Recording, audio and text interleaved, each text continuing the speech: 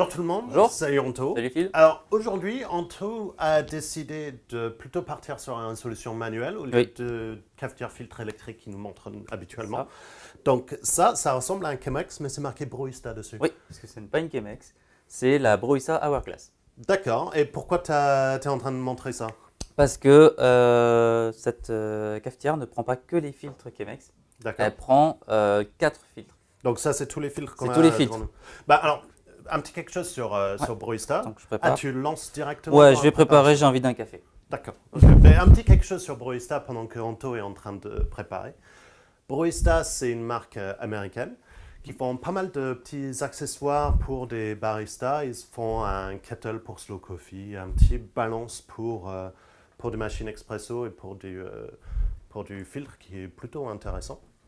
Et ça, c'est un truc un peu particulier de voir un filtre, une cafetière slow coffee qui prend autant de filtres. Ouais. Parce que c'était leur pari de faire vraiment sur les C'est ça. différentes méthodes. C'est de prendre du filtre Chemex, du filtre dripper conique, donc type V60. Oui. Ça, Ça, c'est du Kalita. C'est du Kalita, donc les filtres corbeille. Et ça, c'est le traditionnel Melita. C'est ça, le filtre classique. Donc, pendant que tu es en train de rincer ton filtre, on va expliquer, je vais essayer d'expliquer un petit peu pourquoi c'est intéressant de faire tout ça. Parce qu'à chaque fois qu'Anto me fait goûter ces différentes expériences avec ces cafetières en slow coffee, il y a toujours un goût différent. Parce qu'on sait qu'il y a la mode pour tout ce qui est slow coffee, mais chaque méthode va sortir plus d'arômes, va sortir plus de corps, et si on peut jouer sur les moutures, sur les différentes choses, ça va donner différents résultats en tasse. Et c'est principalement dû au filtre que vous utilisez avec. Donc d'avoir une cafetière qui est compatible avec tous ces différents filtres, c'est vraiment intéressant parce qu'on peut faire les expériences sur une seule méthode, et sur une seule cafetière, d'avoir toutes ces choses. Donc Anto a décidé d'utiliser un filtre Chemex. Oui.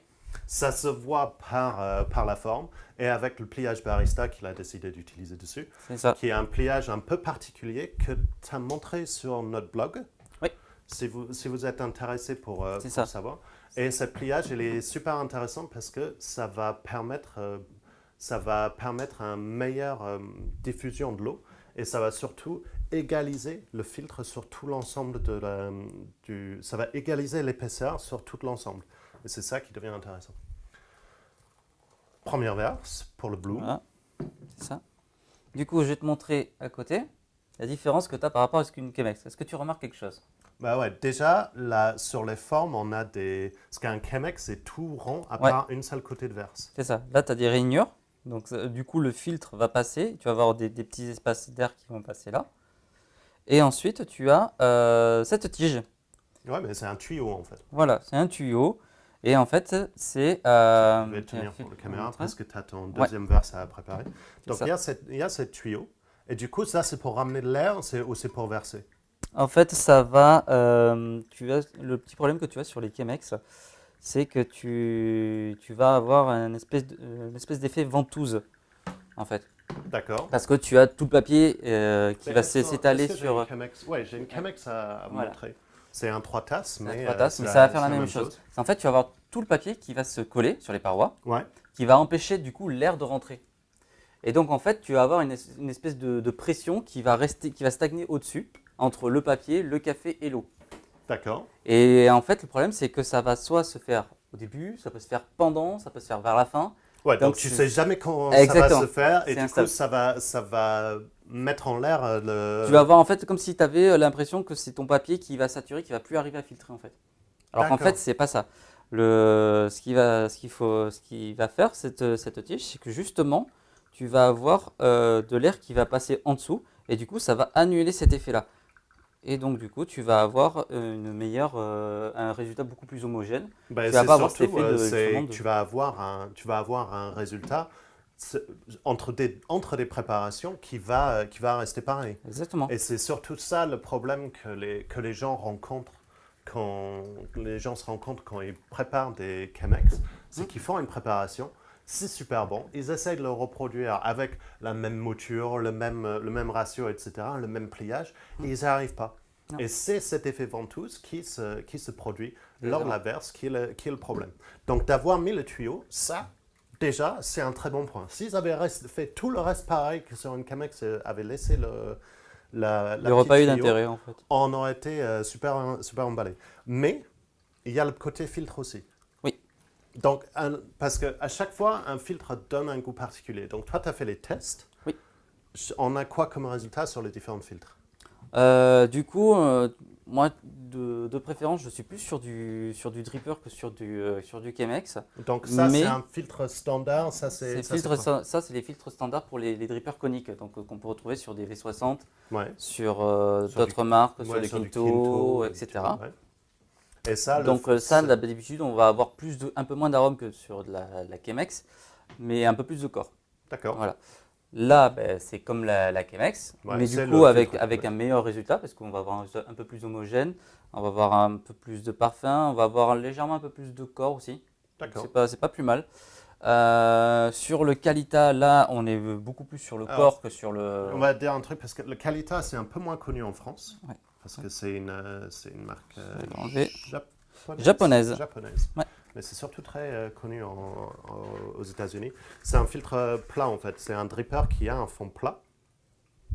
Et du coup, c'est celui-là qui a un corps qui est limite tellement fort, c'est dérangeant. C'est celui-là?